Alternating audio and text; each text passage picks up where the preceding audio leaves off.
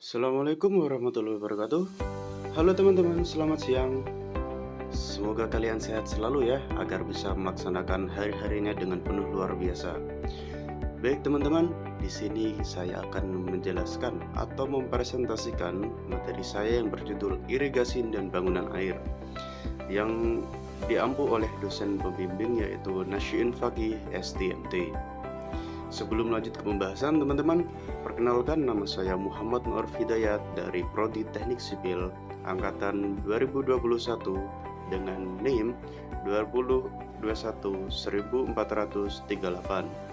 Baik teman-teman, selanjutnya yaitu sebelum lanjut ke pembahasan, alangkah baiknya kita berdoa terlebih dahulu agar bisa diberi kemudahan dan kelancaran. Untuk selanjutnya yaitu sebelum melanjutkan ke materi, lebih baik kita show atau spill terlebih dahulu apa sih itu irigasi dan bangunan air dan bagaimana sih untuk kejelasannya. Nanti juga saya akan tampilkan contoh-contoh atau latihan soal pada presentasi saya. Untuk selanjutnya kita tonton terlebih dahulu. Selain sebagai negara maritim, Indonesia dikenal sebagai negara agraris, di mana sebagian besar penduduk Indonesia bermata pencaharian sebagai petani, yaitu sebanyak 33,5 juta menurut sumber Badan Pusat Statistik atau BPS tahun 2018. Dengan luas baku sawah nasional saat ini mencapai 7,46 juta hektar. Cukup luas bukan? Sehingga irigasi sangat penting peranannya sebagai infrastruktur penopang ketahanan pangan di Indonesia. Baik, itulah teman-teman hasil dari rekordan dari kampus N ya. Untuk selanjutnya, mari kita lanjut ke pembahasan terlebih dahulu. Siapkan teman-teman? Oke, mari kita lanjutkan. Di sini saya akan mempresentasikan yaitu saluran. Yang pertama, pengertian umum saluran. Saluran adalah bangunan irigasi yang berfungsi sebagai sarana pengangkut air irigasi dari sumbernya ke tempat yang memerlukan air irigasi. Perencanaan irigasi dan bangunan air tahun 2019. Saluran air dibagi menjadi dua, yaitu saluran tanah dan saluran pasangan. Baik teman-teman, bisa dilihat ya, ini adalah contoh drainase atau saluran tanah. Dengan maksud adalah saluran terbuka yang dibuat dari galian tanah alami untuk mengalirkan air. Teman-teman juga bisa lihat sendiri di situ belum ada campuran beton atau apa-apa ya teman-teman, masih sangat alami dan sangat murni. Dan juga teman-teman, untuk membuat drainase atau saluran tanah ini juga ada persyaratan ya teman-teman. Nggak cuma harus membuat ini dibuat saluran, nggak gitu ya teman-teman.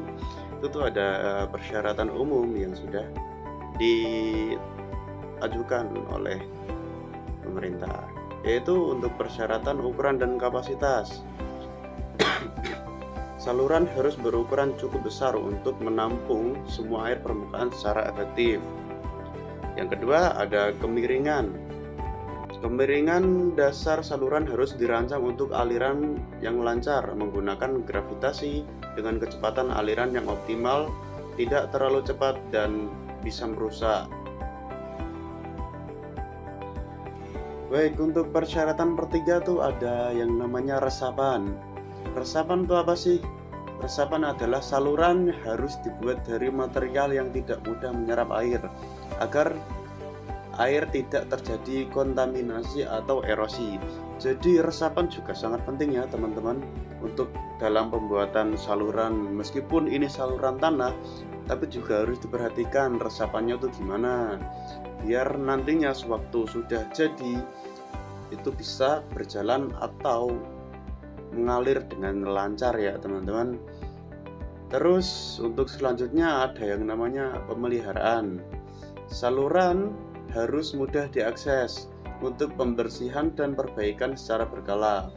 bak kontrol atau manhole yang terjadi dilengkapi tutup itu sangat diperlukan untuk memudahkan pemeliharaan. Jadi dalam pembuatan saluran itu teman-teman harus mencari lokasi yang sangat cocok ya teman-teman, nggak cuma asal buat gitu. Biar apa? Itu tuh biar untuk pemeliharaannya nanti tuh enak. Kalau misal terjadi sumbatan gitu kan, kita untuk membersihkannya tuh mudah karena aksesnya untuk ke sana atau membersihkan itu mudah teman-teman. Jadi itu harus dipertimbangkan juga ya dalam pembuatan saluran tanah gitu teman-teman. Oke, kita lanjutkan ke selanjutnya. Yang pertama saya akan menjelaskan saluran tanah terlebih dahulu.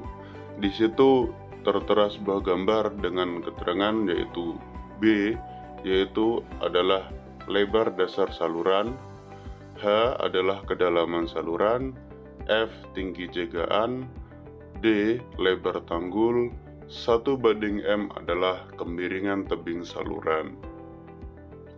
Dalam perencanaan dimensi saluran irigasi digunakan rumus dasar hidrolika, yaitu Q sama dengan A kali V, dengan Q debit saluran dengan satuan meter kubik per detik, A luas basah melintang saluran dengan satuan meter persegi, V kecepatan aliran air saluran dengan satuan meter per detik. Berikut adalah tabel besaran yang digunakan untuk pedoman perencanaan awal saluran tanah yang berisi debit saluran, kemiringan tebing, rasio B per H, faktor K, kecepatan aliran, freeboard atau jagaan, dan lebar tanggul. Contoh soal: rencanakan dimensi sebuah saluran tanah yang harus mengalirkan air dengan debit Q sebesar 3,5 meter per detik. Penyelesaian.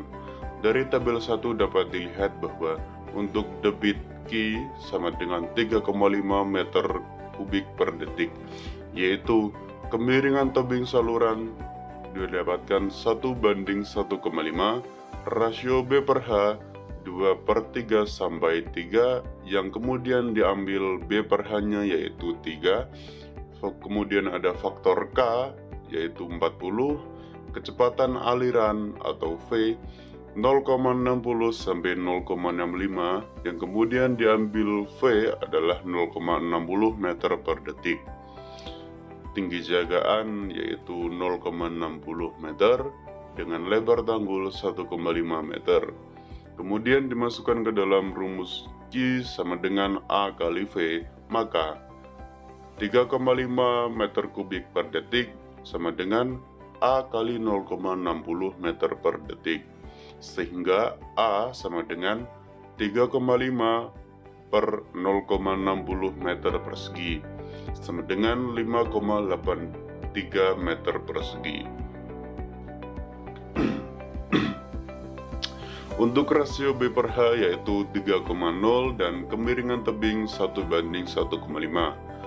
Luas basah potongan lintang saluran yang berbentuk trapesium adalah A sama dengan 3,0 plus 1,5 H persegi, sehingga H akar dari 5,83 per 45 sama dengan 1,138 meter, yang kemudian dibulatkan menjadi H sama dengan 1,12 meter.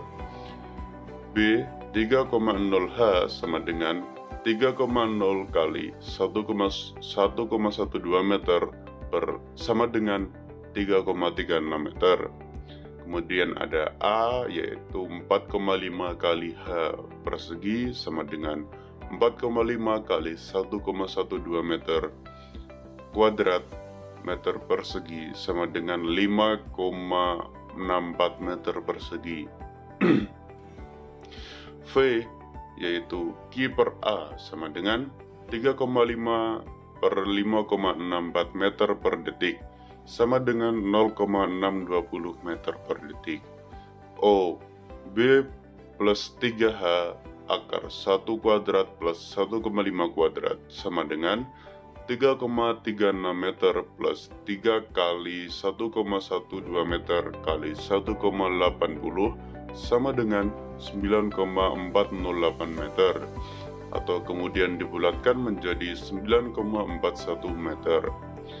Lanjut ada R, yaitu A per O sama dengan 5,84 kali 9,41 meter sama dengan 0,619 meter. Kemudian ada V dengan rumus K kali R pangkat 2 per 3 kali I pangkat 1 per 2, yaitu sama dengan I sama V per K kali R pangkat 2 per 3 dikuadratkan sama dengan 0,620 per 40 kali 0,619 pangkat 2 per 3 kuadrat sama dengan 0,0004. Baik, gimana tuh tadi teman-teman? Sudah paham atau belum kira-kiranya tadi untuk yang saluran tanah teman-teman?